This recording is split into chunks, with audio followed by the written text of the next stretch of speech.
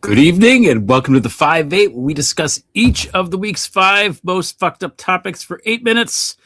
5 topics, 8 minutes, 2 hosts, but not tonight.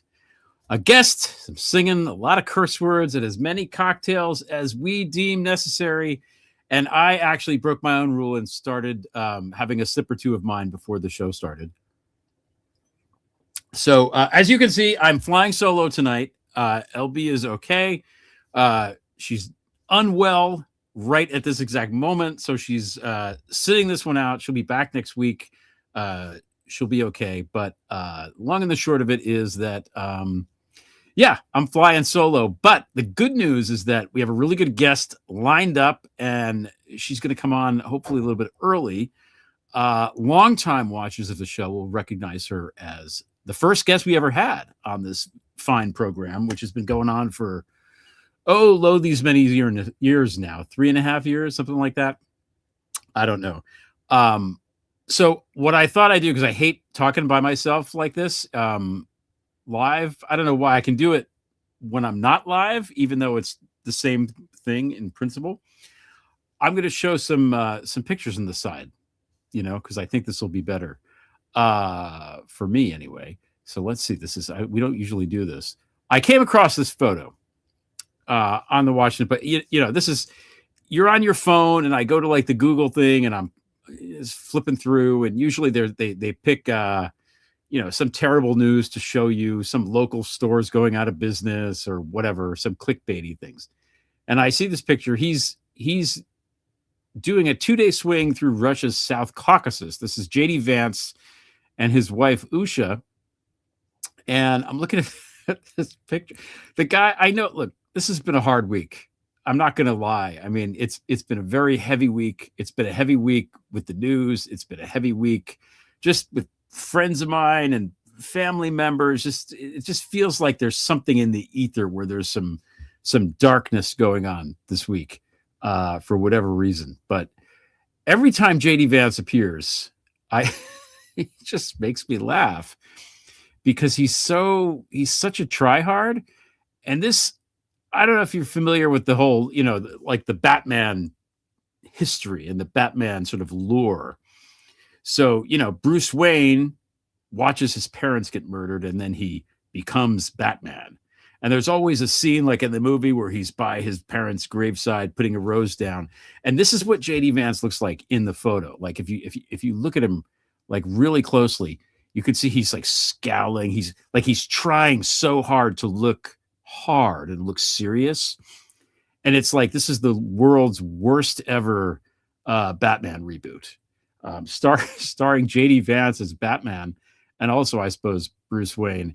And Usha has no desire to be Catwoman in this reboot at all. She's just not, she's not having it at all. So I thought this was very funny, and I just wanted to share that. Now that's enough of JD Vance. The other thing, just to share up front, there's lots of stuff going around on Twitter now and on Bluesky and on social media, where Maria Farmer, who was the first known survivor and accuser of Epstein back in the 90s, just painted all these portrait pictures that are making the rounds. I think they've been out for a while, but for some reason they're making the rounds now. And I wanted to just draw your attention to this one here. Let me just see here. Because this isn't one that people maybe will recognize. This is Jess Staley. Jess Staley is, or was rather, the head of the JPMorgan Chase Wealth Management Division, which is, the people that deal with the real high rollers.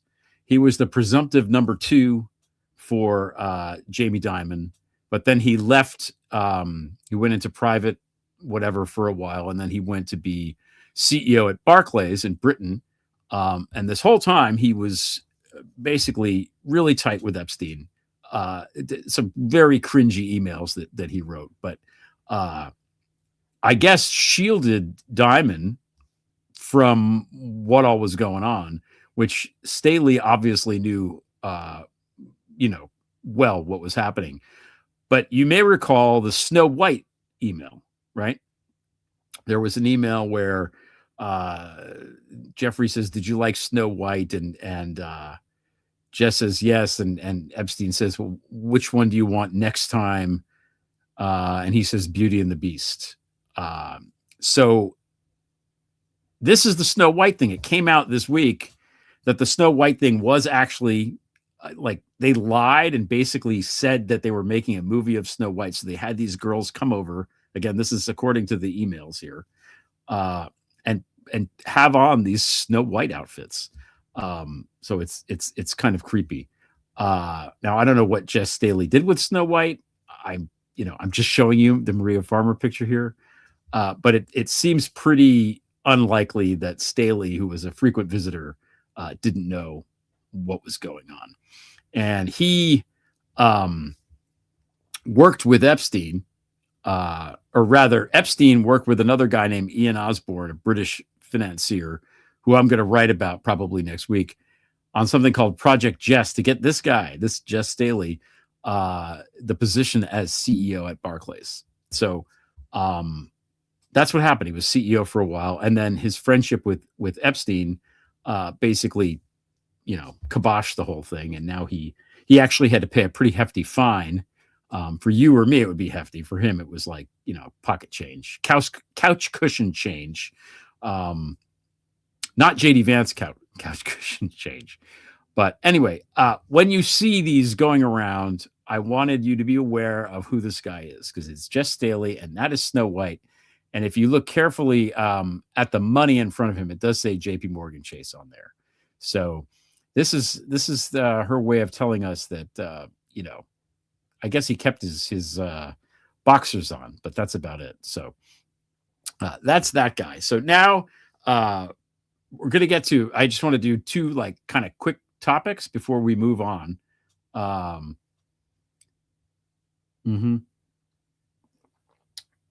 No, it's not Kat. It does look like Kat, the picture above my right shoulder. It is definitely not her. She was not alive in 1939, I don't think. Anyway, moving on. Now this is the official first topic. So this one, I don't know if you heard, but Pam Bondi had a hearing in front of Congress. It did not go well. And the reason it didn't go well is because members of Congress seemed not properly awed by the fact that the Dow was at 50,000. I think she said dollars. But it is what it is. So this was just an epically awful hearing by any standard. But Pam Bondi, this is what she does. She's combative. She's gish gallopy. She's mean and just kind of like, says nasty things to people. She's always been like that in her hearings. But this hearing involved the Epstein survivors who were there in the room while this was going on to point out that she, Pamela Jo Bondi, had lied about every Epstein survivor getting to meet with the DOJ or having their voice heard. So what happened, there was a lot of back and forth with members of Congress who, sometimes they're not great, but they were pretty on point, I think, during this hearing, letting her have it. And then the main thing that happened is that she refused or chose not to turn around and address or even look at the survivors that were there, raising their hands, glaring at her. She just didn't do it. She would not turn around. She would not acknowledge them. She would not apologize, Lord knows. She could never apologize. And I think I don't know, based on my own anecdotal, and you might not agree, but I think that whatever the volume was turned up to before Pam Bondi had that hearing, it's now 2 notches higher. I think that certainly the women that I know in my life that I have talked to about this are even more enraged than usual and can't stand her and think that this is just an abomination, which it is. because she wouldn't do that. And it's such an affront, not just to the survivors there, but to every survivor, really. Anybody that has had something bad happen to them that didn't get justice, where justice wasn't served. She's an embodiment of basically the entire justice system, which is what she is. She's the attorney general. She's in charge of the whole thing. Basically saying, we don't care. I don't care. I'm not even going to look at you. I'm going to ignore you. Whatever, horrors you've been going through, I'm going to ignore them. And these are people who have been, first of all, horribly traumatized by what happened. And second of all, had the courage to tell their stories over and over and over again, to the point that they're all sort of defined by this, which I'm sure is not what they want. And then the indignity of not being believed by members of the media, by people in Congress, and certainly by the DOJ now, this current DOJ. So this is a travesty. I think maybe Trump liked it. Apparently, that's what I don't know what Trump likes, but so Pam is probably safe for now. I don't know if she's safe for long. I mean, she did do insider trading, and she was pre-bribed by Trump when she, sold her shares in Trump media that were given to her. So she's just basically going to do whatever he says. But I feel like, I don't know, something changed this week with this specific thing. I feel like that moment when she didn't turn around, that meant something more than anything else. And I may be wrong, and I'm not going to be like, oh, now everything's great, because it's clearly not. But I do feel like I said before, the volume is turned a little bit higher, which is great. So I just wanted to say that about, our lovely Attorney General. And now we move on to the second topic. Someone near and dear to my heart, someone who grew up 20 miles up the road from me in North Jersey. I speak, of course, of my good friend, Jared Kushner. Sorry, picture made me laugh. He's in the news again. He's been quiet. He's been quiet in the Redux here. Wait, I have to have a sip of whiskey while I talk about Jared. So I've been writing about this guy particularly for a long, long time. And it comes out, remember now, Tulsi Gabbard, who somehow is the director of national intelligence, which is horrifying, was, suppressing apparently this whistleblower report.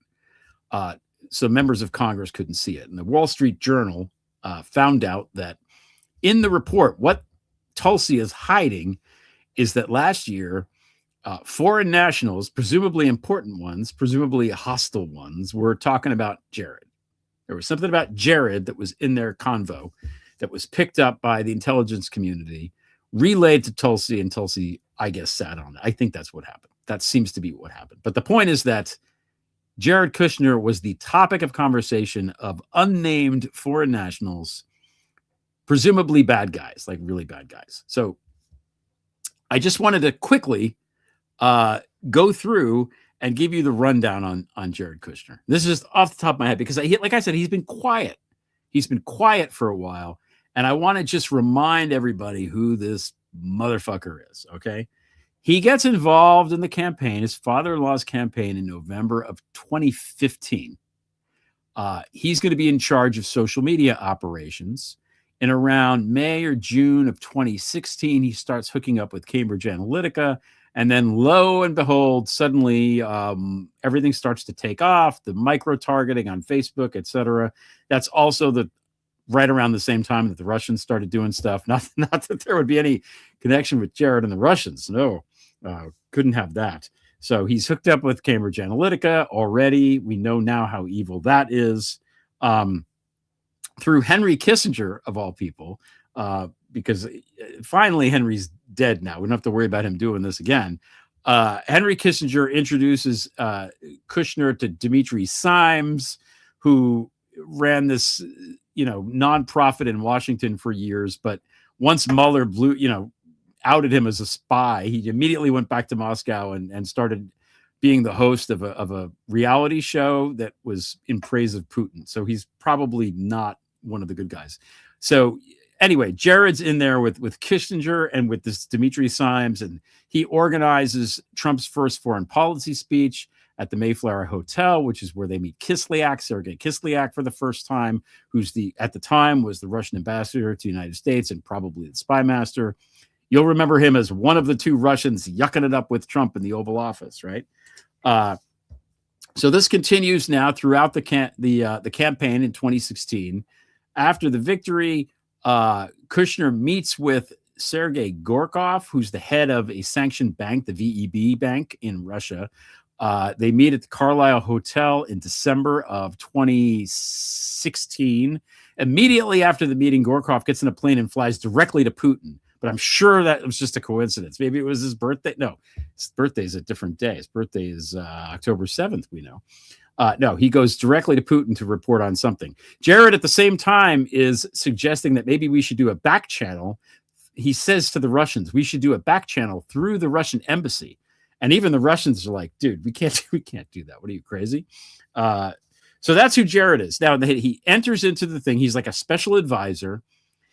3 times he fucks up his SF-86 form, filling it out, omitting key details, which is a felony, and each fuck up is supposed to be 10 years in jail. But that obviously is not going to happen with Jared.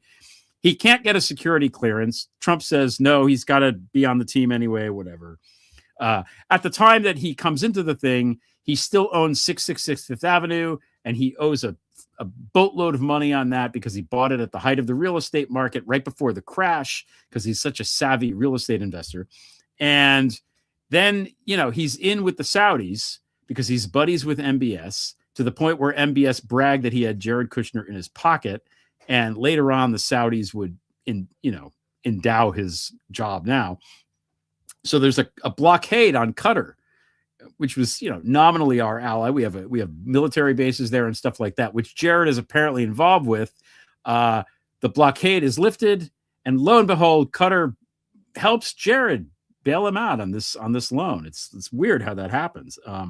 Then there was the Jamal Khashoggi thing, which is that Jared, being the de facto, ambassador to Saudi Arabia at the time and buddies with MBS, if he had knowledge and foreknowledge of the fact that this was going to happen, where Khashoggi was going to go into a consulate in Istanbul, into the Saudi consulate, and get butchered, he had duty to warn, which he clearly did not do. So if we can prove that he knew about it, that would be another thing that he did wrong that he could go to jail for, which he won't. So in the production meeting, I'm talking about all this, and I'm like, oh my God, I forgot the whole Blue State genocide thing that Catherine Eban wrote about for Vanity Fair, where Jared had a shadow COVID response team made up of his roommate from Facebook, from Harvard, and some other people who actually did come up with kind of a good plan that they completely ignored. And Jared was like, we're not going to do any of those things because right now COVID is raging in New York and New Jersey and California, i.e. blue states. And that's probably okay because it's good for our election prospects. Now, Jared is from New Jersey. It's where his family is. He lives in New York, and his brother lives in California. So he's the sort of psychopath that doesn't care if everyone around, all the people he loves, dies of this horrible disease because election. I don't know. So anyway, that's who Jared is. I just wanted to remind everybody who Jared Kushner was, just in the off chance that we, forgot, or because, again, he's been quiet. He's been just taking the Saudi money, which even the Saudis were like, it's a bad investment to give this guy money, but he is the president's kid, or son-in-law, so that's probably good for us to just do it. And that's it. And he's in Moscow with Steve Witkoff, another real estate guy. He's got no actual job. They're apparently negotiating to, which I wrote in Rough Beast. They're going to basically put up Trump Tower, Gaza City, and he's unveiling plans for that. So this is an evil guy. He's an evil guy. He's a stupid guy. He's a nebbish, but he's very bad. So I wanted you to, kind of remember that about poor Jared. That's what I got on him. We don't have new media this week, and I can see our guest is waiting, but we have to show something. And I'm going to show this one again because, well, it's still relevant.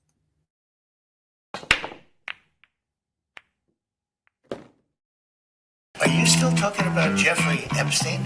This guy's been talked about for years. You're asking me. The president did not write this letter. He did not sign this letter. And that's why the president's external legal team is aggressively pursuing litigation against the Wall Street Journal. You don't want to talk about it, but every survivor's got a story to tell. Everyone knew about it, from the Queen of England to Jean-Luc Brunel. So you can say it's not your signature, but Donald, we all know Jeffrey and the girls in that drawing were at Mar-a-Lago. And what we gather from the birthday book is you're a pedo. You're a pedo. You're a pedo. You're a pedo.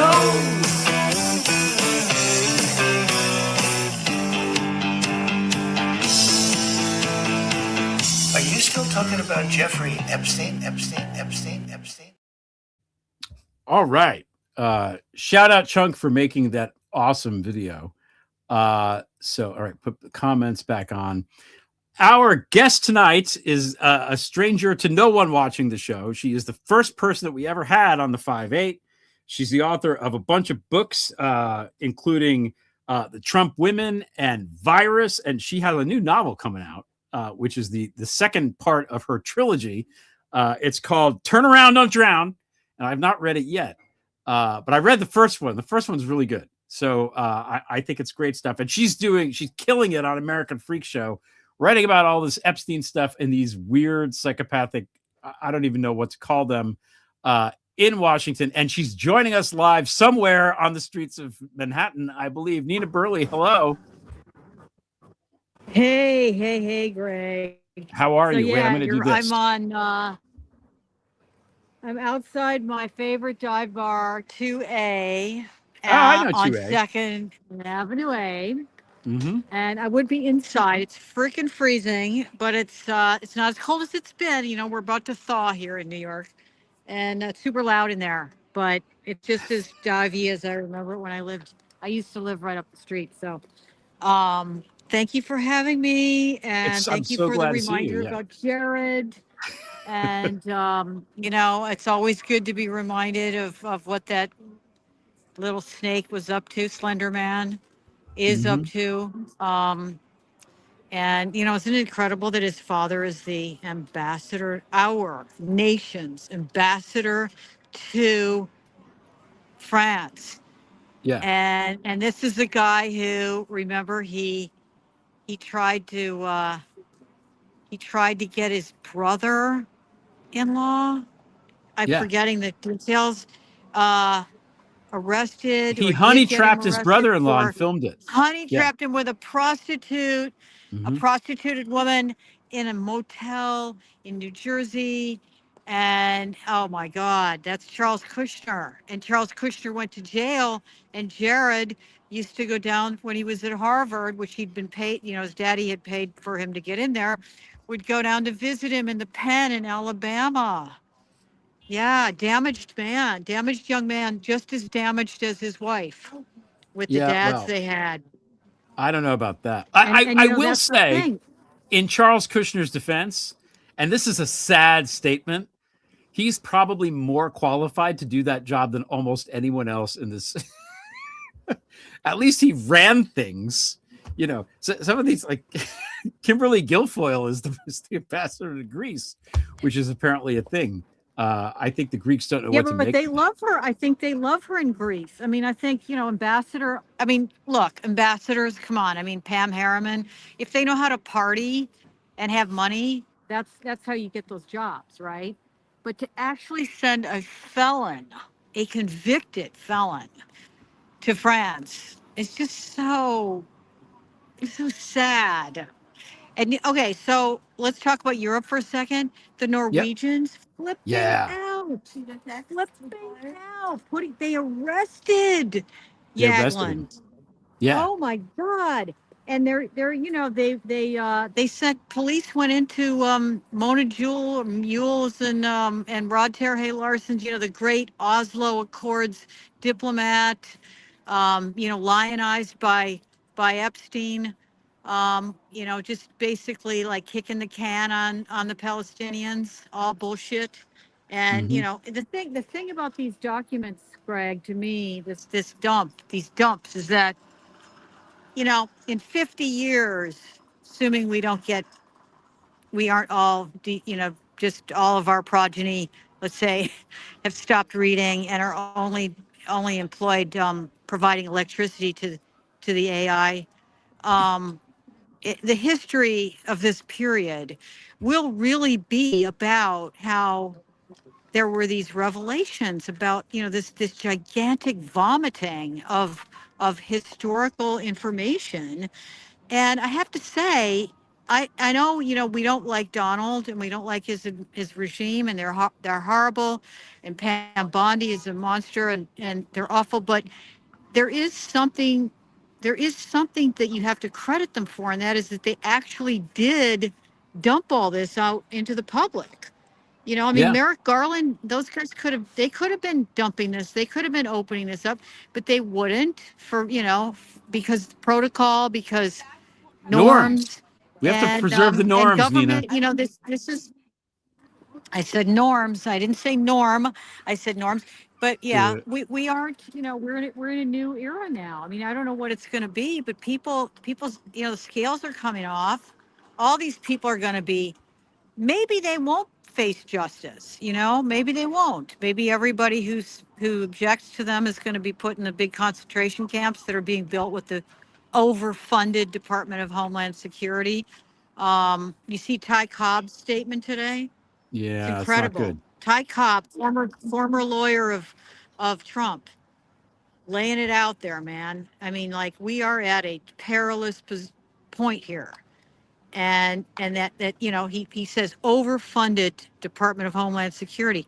Exactly. Kristi Noem and Corey Lewandowski, with given that kind of money, and ICE, given that kind of military gear, they don't even know how to use it.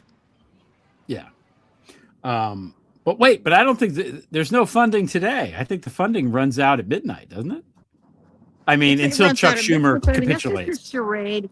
It's just a Yeah. charade. They're going to give them the money. What, really? You think that Schumer's going to stop that? Um, Are they going to run? This is a runaway train. I don't think they're going to stop it. They The have to way be you cleaned out. know is because they're going to build the tunnel now, or whatever the thing was that they were stopping the money on. Now the They're money's going to get. flowing. Did they Yeah. agree to put his name on it? I mean, No, I on mean, I don't buildings, think because so. that was I the don't think deal. so. Yeah. Well, that's good. So they held out at least for that little shred of dignity. I don't know. It's all nuts. But the thing about Norway, I mean, that was so exciting is that they're charging it with some, I don't even know what it's called. It's like basically like we know you're a criminal. Like, that's the charge. It's almost like they made something up They don't and they know. just went and got the guy, which They is don't know. They don't know what to do with this, Greg. They don't know what to do. That's one country I actually know a little bit about their system, because I spent 4 months over there lecturing them on politics in 2019, on American politics. And I would talk to them about, the money, and the money that was poured into people's campaigns and so on. And they would sit there, and this is like, I'd give lectures every week, so people had heard me before, and their jaws would be hanging open, and they'd go, "Is that legal?" And I'd be like, "You haven't been listening to me, you little lambs. If you don't understand America, this isn't how America works. And so yep. they're just completely baffled. And they have this expectation of certain behavior, and they're shocked. And they're also shocked. I talked to somebody recently, last week, about this, because I'm actually going over there in March to give another talk. They're like, "Well, what's going on in America? Look, everybody here is, we're putting them on trial." Like, have you not been paying attention to what's going on here? You know, the law, this is a lawless regime right now. And, you know, maybe there will be justice served up. I don't know. I mean, what are the odds? What are the odds that people like Russ vote, you know, ever have to have to, you know, do any kind of penance for the damage they've caused, the deaths, the deaths of those, you know, how many hundreds of thousands of people in USAID territories where they just yanked the funding for vaccines or yanked the HIV treatments overnight. Yeah. And now he's using that money for his security detail. Oh my God. Well, he needs security detail because I read in a publication called American Freak Show that he's apparently kind of a hot commodity in Washington, D.C. because he got dumped by his wife, you know. He I got guess. dumped by his wife, and Trump was trying to get him some tail. He's Yeah. working on getting him some tail. And Down in honestly, like this Mar-a-Lago. is as we now pretty much know for sure one of the most horrifying pimps that ever lived is still having trouble hooking up Russ Vogt. So that doesn't speak very well of Russ Vogt, is all I'm going to say. But you wanted to talk No, about him. really good. What's he up to? Because he's the guy. He's in charge of the office of the OMB, the management budget, and he's a Project 2025 guy. But what is he up to now that's so concerning to you? Well, I mean, there was the story, and Reuters did an exclusive on this morning, where they reported that he has taken that. You know, he shut down the Consumer Financial Protection Board.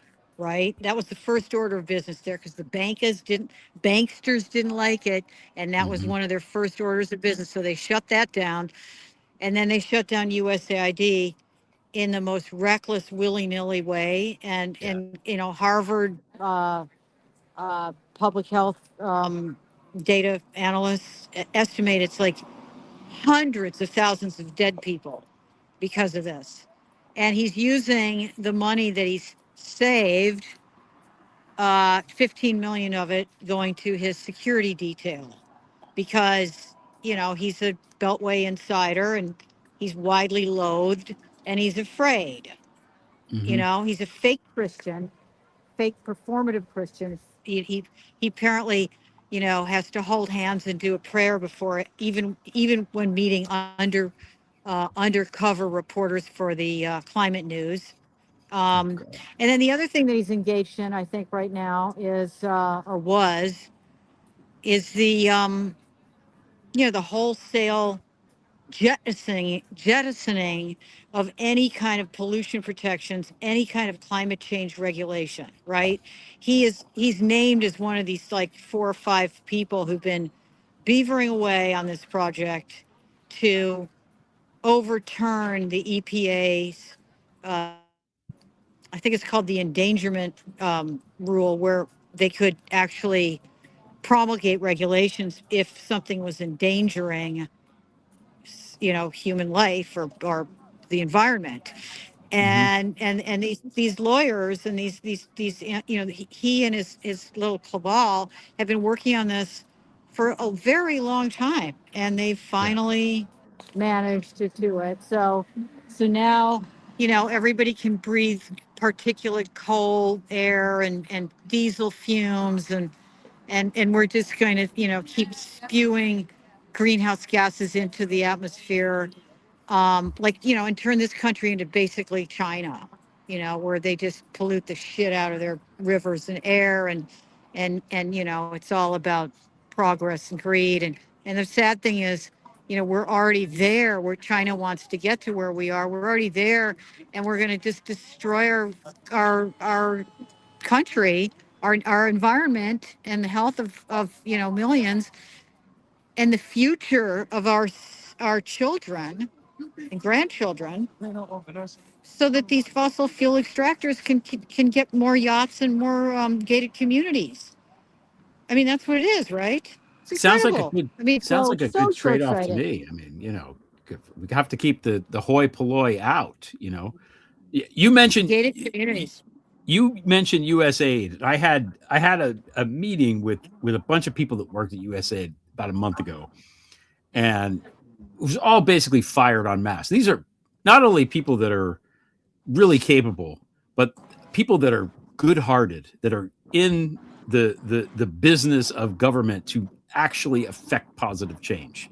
So they're organizers, they're people who like to do good, and they've all been thrown out of work by this evil regime. And it's not only that, it's also a lot of the diplomatic corps got laid off. So somebody was saying in that meeting that they got in a cab or an Uber in DC, and the person driving the cab had like ambassador level clearance and used to work in for and just got laid off Not and is now surprised. driving a cab. You know, that's Not where surprised. we're at now. We have like the war on the elites that these people in Project 2025 are all hot to trot about. Just means that there's nobody who's an expert on anything other than, I guess, is being an expert in child sex trafficking, is that considered an elite? I don't know. I have to wonder about that, but they don't know anything. We've got this Lee Zeldin in charge of the EPA, who's a fucking moron. We've got RFK, just snorting cocaine off toilets and beheading whales, and for some reason, people think that he's healthy. I don't understand that. He's might be the least healthy looking person I've ever seen. I don't know. I don't get it at all. I don't really understand it. It's very strange to me. Well, it is what it is here. So that's the situation we find ourselves in. I don't know. I mean, it's baffling. I don't know how much longer they're going to be in charge. Maybe we'll have an election at the appropriate or the appointed time in 2026, and maybe we'll manage to carry on. I mean, he has very low approval ratings. Even his, MAGAs are disgusted by the ICE violence. And his numbers are really bad. So if if they can muck around with the election, but I don't know if they're going to be able to to carry out like nationalizing it. Look, they backed down on Minneapolis. You can see, I mean, I always say, like, the thing that gives me hope is that our country has never had a monarchy or a dictator. Ever. It's not in our DNA, right? And whereas it is in the DNA of a lot of other countries. Now, the Europeans Russia. are Russia for sure, Ottoman Empire, Slavic despotism, Ottoman despotism. European countries have had monarchs. So people it's in their DNA. It is not in the DNA of our country to see this happening. And people, that's why you see these images of people in suburbia, in Chicago suburbia, seeing, Pedro, the guy who works in the pizza restaurant, dragged out by masked men, people coming out in their driveways, and they're like, they're getting off the couch and like turning off NFL or what, they're dragging themselves out of going, what the fuck are you doing? What is that? And it's just not in our DNA as Americans. Now, I also will say that we're also very passive people, and we're pretty happy with just our TV, our NFL, and our couch, and our beer and our pizza. So it depends, and I mean, it could go either way. But I kind of think that they stick ICE, and they're going to target the right. They've already figured out which congressional districts they're going to have to target, and within those districts, which precincts they're going to target. This is a game that they can now apply AI to. The Democrats should be doing it too, where they know exactly where they have to put their resources, and where they'd have to put their violent masked men to fuck up the election. But that said, I still have hope that this country, there's enough people here that are like, this is not who we are, and that I don't think they're going to reelect these fuckers. I don't think so. And the interesting things that you see is like these right wing women, the MAGA women, Boebert and Mace and MTG. Who's like Gandhi now surprisingly, suddenly? Yeah. and all of a sudden they're like, we don't accept this. We don't like. We have to see. They're kind of in league with the with the victims The of survivors. this Yeah. massive trafficking operation. I do want to say something though. I wrote the piece I wrote this week. Your guy, I love his Chuckles, who does Chunk. the great videos. Yeah. Chunk, they're fantastic. But I think that there's something about calling them pedos all the time that I have a real problem with. If you go into the records, you see now the emails, you see the text, you can see what Epstein was doing, moving these women around en masse from Eastern Europe, and they're not children. They're not under 18. They're 18 or 19 or 20. Yeah. And He's you a know pimp. what? At what point, let me just say, yeah, let me just ask you this. At what point does the girl of 16 suddenly become at 18 the person with the fortitude and ability to withstand the kind of degradation and manipulation and psychological abuse that you can see Epstein dishing out in email after email and text after text? And also the physical abuse these are small people. They're physically smaller than the men that are the allegations against Leon Black, absolutely hideous. I'm not going to Yes. repeat them here. You can look them up. They're absolutely gruesome, if Yeah. true. And there are women that don't even know each other are describing the same behavior. Okay. Yeah. And you know what? After he stepped down here in New York, he steps down from Apollo, his hedge fund. Jay Clayton steps in. Jay Clayton's an attorney, and Jay Clayton takes his chairmanship of Apollo. Do you know where Jay Clayton has a job right now? Do you know where he works, Greg? Do you know I what he's don't know Jay doing? Clayton. No, what's he doing? Jay Clayton is the U.S. attorney for the Southern District of New York. Oh The God. the actual office that was investigating or didn't investigate his predecessor at the hedge fund. So has it Okay, access to all the files and all the stuff? of Yeah. course. Yeah. Yeah. Yeah. I'm Um, glad. Oh, go ahead. Yeah, I was just gonna say, I mean, that's just how it works with Trump. It's just this is the regime. These people are kleptocrats. They're psychos. They are they're sociopaths, and they attract each other like Hmm. like a it's like a bacillus or like something that just spawns and respawns itself.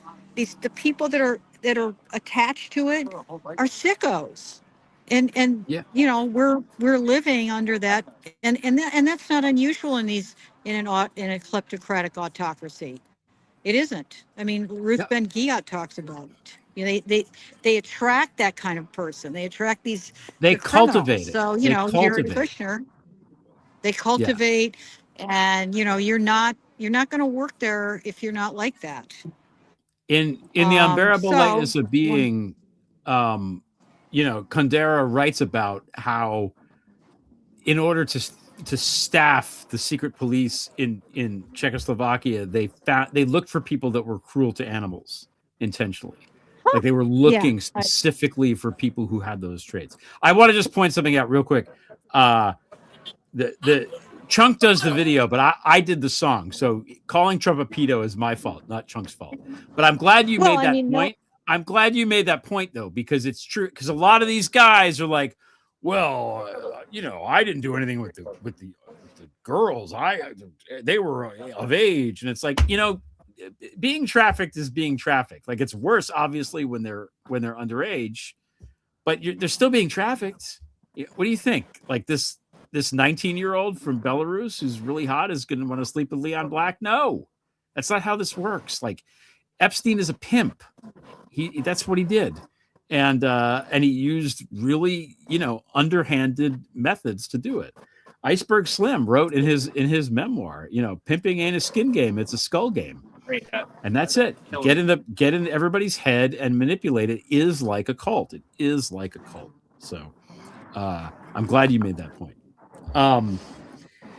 Speaking of I don't know, whatever we're speaking of. So I think it was the Wall Street Journal that published the thing where it actually, the Yeah, it's a paper great story. reported that Kristi Noem and Corey Lewandowski are, banging, and which we all knew already, but now it's in a really good newspaper, and it spurred these great memes that I saw, which is, you're familiar with the game Fuck, Marry, Kill, where you have three people and you have to choose which one you want to fuck, which one you want to marry, which one you want to kill. And so they have her actual husband for the marry, and they have Corey Mary Lewandowski for fuck the fuck, kill and then they puppy. have right, and then they have the puppy for kill and it's so good. But like, my first response is, boy, I hope Hicks doesn't find out about this. Anyway, you want it? What's the deal with Lewandowski? He's he's all over the place. I don't know what to. I don't know. I assume your listeners are familiar with this Wall Street Journal piece. It's a great investigative piece into the power behind the Mar-a-Lago faced queen of ice. And his name is Corey Lewandowski. And of course, Corey appeared on the scene in 15, 16. He's basically a thug from New Hampshire. He's like the guy, like if you ever see the SNL skit of Casey Affleck in the Dunkin' Donuts skit, he's that guy. You ever see, you know what I'm talking about? It's like one of the funniest SNL skits ever, but it's that New England fucking asshole guy who he just talks like that, and he throws his coffee on the car of the businessman on the way out, smoking a cigarette with the cig out the door. That's Corey Lewandowski. He's just an oaf and a thug, New England thug, and here he worked for Trump. He was booted out of the White House in those days because he shoved or abused a female reporter, among many other things. Yeah, But I he's a think that was dickhead. the last Yeah. straw. And then he was out the door, and then he was still in politics, and he shows up out on the West Coast, and I guess like sexually assaults or harasses one of the Republican donors whose name, again, we have entered Marvel comic territory. When Trump got elected in 16, almost all the names are suddenly like straight out of like a comic strip. Yep. And her name, the victim is a Trump donor, a wealthy woman named Trashelle Odom. Trashelle. Trashelle. And she reports that Lewandowski, I believe, sexually assaulted her, but you have to check that. I'm saying that, but it was a sexual um, harassment, a strong sexual harassment, if not an assault, at a dinner. And so here he is still now. Now he's back, and he's the power behind Kristi Noem, which we've kind of all knew. They were banging. They're having such fun. They're going around and see, because they're so overfunded that this DHS has all this money. They bought themselves like a special jet, and the Wall Street Journal has report on that. It's supposed to be used to take detainees, high level detainees out of the country, but it's actually they're like luxury jet with a private room, like an Epstein, Oh Olear wow, they're in the Express or a Mile Cometh. High Club. I bet he used They're that line. they're I bet he was like, totally the Mile High. They're "This totally, is the they're Mile High doing the Mile Club." High Club. Yeah. And she at one point left her blankie on the jet, and they like they're so coddled, and they're so used to having their way that they fired the pilot over it. But then because they didn't have a way home, they had to rehire him. This is in the Wall Street Journal. And Was he tempted to they're fly the endless. plane into the mountain? Because I would have been. I just these people. Yeah, I don't know these people. But you just like think about it for a second. Like, this guy's a thug. He's a sexual assaulter. He's a horrible man. And that's who Kristi Noem, Mar-a-Lago faced, self-mutilated for Trump, has decided is going to be her man in this like, I mean, they're probably having the time of their lives, right? They're middle-aged people, Hmm. and they're empowered, um and they're empowered with private jets and like servants. I mean, these are, and there's scuzzy people. I mean, the thing about her is, what's so interesting is she was actually a real kind of salt of the earth South Dakota farm woman. I mean, she was in college, and then her dad died, and she grew up on a farm, and the dad died, and she was older, the oldest of some bunch of kids, and she went back and ran the farm for many years and was like a real farm woman. And then she became governor of the state of South Dakota, and extreme right winger, but still like kind of a real person. And then she gets hooked up with Trump, and the next thing you know, she's like, she's unrecognizable as the same person. When you look at the pictures, she completely remade her face to the sex doll look, and then currying favor with the mob boss.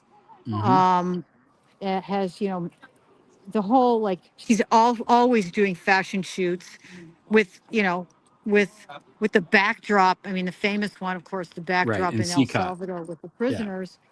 Um, but it's all about the visuals. It's all about the optics. And that's what this is. That's what the ICE. The story, that one of the things they reveal is that these activities, they wanted to videotape ICE beating the shit out of people. They want video of. Right. She wanted this video. They were insisting on it being videotaped. They wanted this stuff so they could use it in their slickly produced ads, or Twitter or social media. Sorry. And the problem with that was Donald wasn't too happy with it. It was okay for a while, but it wasn't working. It's not working. And Mm. it's not working because of in my opinion, what I said before, which is it's not really in our DNA. And there are Yeah. like white nationalist assholes in this country, but they're not in the majority, and most people in this country are not used to seeing that. And so they're alarmed, they're horrified, and Trump's numbers are going down, and that's why they've pulled out of Minneapolis. So If they I have, if think they that, have, that if they gives me have. hope that they will be able to. They may not be able to pull off what they're going to try to do with the elections, because people will be up in arms. And if they actually steal openly, do what Steve Bannon says they're going to do and surround the polling places with ICE, Hmm. that people will be objecting to that if they suddenly take the House, because they've stolen these elections. But I don't know. I don't know. I mean, they've done it before. They did it in 2000. They stole the election from Al They Gore, did. and they're happy. They're happy to do it now, and they're reversing all all of the legal investigations that went into the Georgia situation, Hmm. and trying to make the big lie into the big truth. And it's total bullshit. And they've got everybody on board. The DNI, the Director of National Intelligence down there, our Tulsi, our Russian ally, intelligence community. So I don't know. We're on tenterhooks here. And then that Ty Cobb. I mean, I have to say, so all of those people who worked for him now suddenly coming out and saying these things. I'm sorry. I don't feel sorry for you, but No, where it's were you disgusting. Yeah. when you needed to impeach the man instead of defending him against his impeachment? Yeah. Hideous. Or was he defending him against the Mueller stuff? I can't remember. Did And you now see now they're all alone. did you see Reductress? Reductress is it's an Instagram page. It's very funny. They had a picture of Mitch McConnell, and the headline is Mitch McConnell filibustering death. That's it. That's the headline. Uh, so, okay, now you're cold and you're out in the street, but can I ask you a New York question? Do you know Holiday Lounge? Is the Holiday Cocktail Lounge still there? Because that's on St. Mark's, and it's a few blocks from where you are. I think it's like 6 blocks up, maybe. Well, it could be. I'm on Second and A, and Yeah. I do hang out on St. Mark's. I mean, I guess I teach at In your NYU. dive bar, connoisseurship, do you know the Holiday Cocktail Lounge? That's my question. I'm not familiar with that one. No, Oh, I I'm not spent a familiar. lovely New Year's Eve there one time. It was divey. It was divey. It's Ukrainian. Everyone speaks, the people are Ukrainian. So at the time, this was a long time ago. Yeah. We didn't know what that meant, in terms of democracy versus fascism, but it was a thing. So now we're coming up at the top of the hour, so I don't want you to get frostbite. Do you have anything else you'd like to add before we release you to go back into 2A and hopefully are you going to do like one of the tequila shots with the lemon and the salt? I might do a shot. Yeah, they're all doing shots in there. I think it's time. I think it's time. Do you have anything else to add before we let you go? I really don't, but I'm just, keep your spirits up, folks, and fight the good fight, and we'll get through this. Those are my final words. And follow the American Freak Show. Yes, definitely follow the American Freak Show. I am a proud subscriber to the American Freak Show, and it's wonderful. And you do great work. And I want to thank, but I just want to say that Greg, you are now officially a publisher because I've published 2 books under your imprint. I know, and I'm very excited about it. And when people say, "Are you self-publishing?" I say, "No, it's Greg Olear's imprint." That's right, and I'm a good writer. I know what I'm talking about. I wouldn't put shit under there. The book is. I really love the first book. First book was so good. Exactly. I'm excited for the second. I haven't read it yet. Please come to the. We're having a book party here at KGB Bar on Wednesday night, February 25th. I was actually trying to figure out the logistics of it, so I may surprise you and show up. I would love it if you came. We'll see. And then you can sit up. Then we'll bring you up to the up with the belly dancer. He always has a belly dancer at these parties, and we'll have a belt. He says he's going to have a dystopic belly dancer to go with the book. So I didn't know there was a belly dancer. I don't know what that means. All right, now I have to come. Yeah, there's always a belly dancer at Tony's parties. Okay. So come. I don't know. I've done a lot of KGB events. KGB the bar, not KGB the Hostile Foreign Intelligence Agency. I've never had a belly dancer. It's never been a thing. Well, I don't know. He always has belly dancers. You must come down for it. Okay. Mosey on in.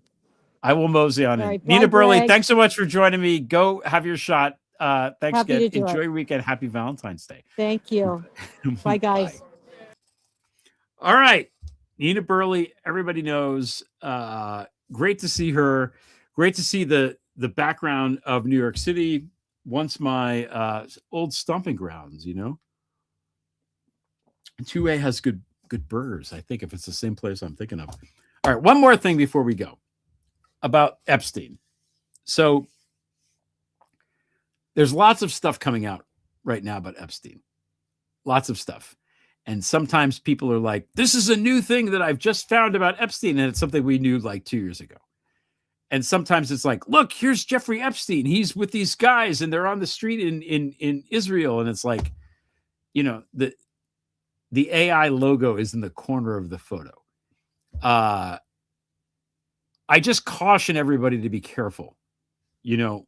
We have our ideas of what the files will contain, and it's human nature to jump on it when it happens. So no matter what happens, take a breath, take a beat, validate everything, make sure that it's from a reliable source, a newspaper that, I guess we still have newspapers. I don't know. Jeff Bezos hasn't ruined everything quite yet. Just be careful. I think that the way that they're releasing the files is horrifying. It feels like, as I said this morning in my talk with Brooke Harrington, which everybody hopefully would, if you haven't seen it, it's worth seeing because Brooke is brilliant and it was great to talk to her. It's we just have to be careful because stuff is coming out and it's like Chinese water torture, little by little, dribs and drabs. You soak in a bit of knowledge, and then there's more knowledge that you have to soak in. And it's not only hard work, for me, for you, for anybody following the story, it's hard work, but it's bad for your soul, man. It's bad for your spirit. This is dark, dark shit. And it's weird because the darker the stuff that comes out, the faster Trump will be gone. But it's still dark stuff. And I don't want to, I don't know. There's a lot of stuff out there. And I would say even in the files themselves, there's tips to the FBI that people call in. Sometimes that shit is not true, and we just have to verify everything. We just have to pump the brakes and verify everything. I have no special things, something I'm thinking about. I'm just my own experience with this stuff. I have made the mistake before of jumping on things too fast. And this is a situation where you have hostile foreign intelligence services all over creation, including some we don't even know about that want to muddy the waters and get everybody off the center, on the center, whatever the hell. I don't even know what they're doing. And, we just have to be careful. That's all. Things that seem perfectly plausible. I watched a video tonight. There's a thing circulating about this guy that was the limo driver that drove Trump from some airport in Texas to Oklahoma to do his murder, rape, whatever he did, allegedly. And I watched the video of this guy who claimed to be that guy. And, maybe he's telling the truth. Maybe I just don't know. I don't know. And until we have verifiable things from that, like with the Sasha Riley stuff, we've been provided these hits. Hey, I'm supposed to have lived in Oklahoma here. This is supposed to happen on such and such a day. This is supposed to happen here. We have to really, really make sure that we get the story right. And when I say we, I mean me, because it's tempting to jump in with this stuff. And that's what they're almost depending on, I think, their side. The truth will come out eventually. I don't know when it's going to come out, but it's coming out. I don't think it can be held.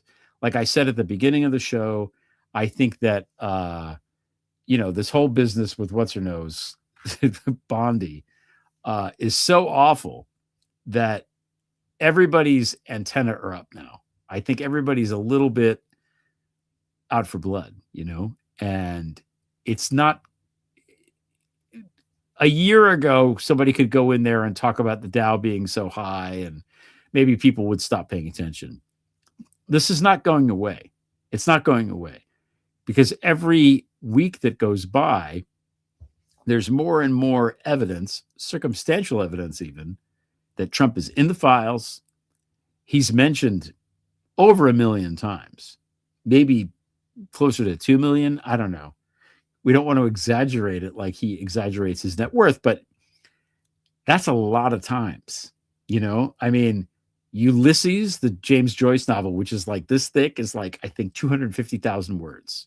So if Donald Trump is mentioned 1 million times, that's like 4 copies of Ulysses with just the word Donald Trump in it.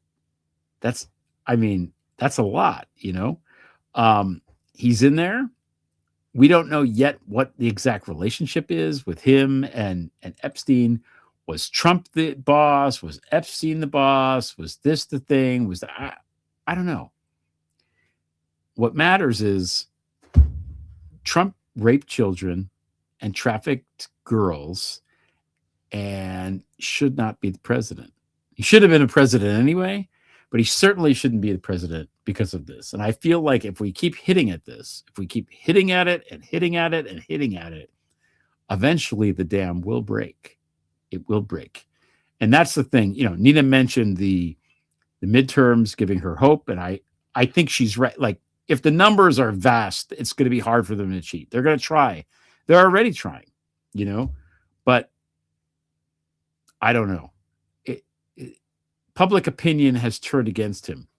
And Dictators don't care because they know they can rig the election, and just stop campaigning like he said he did in whatever the last 2024.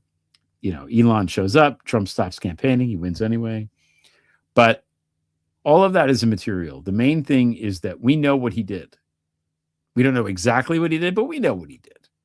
Do we need to have a video of him doing something? We don't. The guy's a scumbag. He's always been a scumbag. He's a rapist. He's always been that. He's a sexual assailant. He's always been that. He's a racist. He's always been that. He was born into the mob. He was born into a criminal family that was a front for the Genovese crime family, as LB has reported upon for years and years and years. And he's a goddamn Kremlin asset who went to the Kremlin in 1987 and came back and started talking about how NATO sucked. And he's been on under their sway ever since. I don't know who first got the hooks in. I don't know what he did there, but that's what he is. He's he's also a terrible person, just a piece of shit person. All of that should be enough. It should be enough.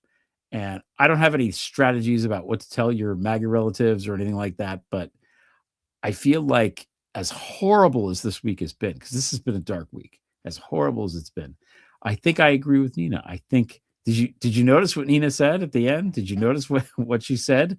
I'm going to thank you, everybody, for watching and helping me do the show solo, which I do not enjoy doing. I like hanging out with LB. I like when she's here. She'll be back next week. Everything will be okay. But if you heard Nina, and I was tempted to end the show right there, she said out there in the streets of New York, she said, we're going to get through it.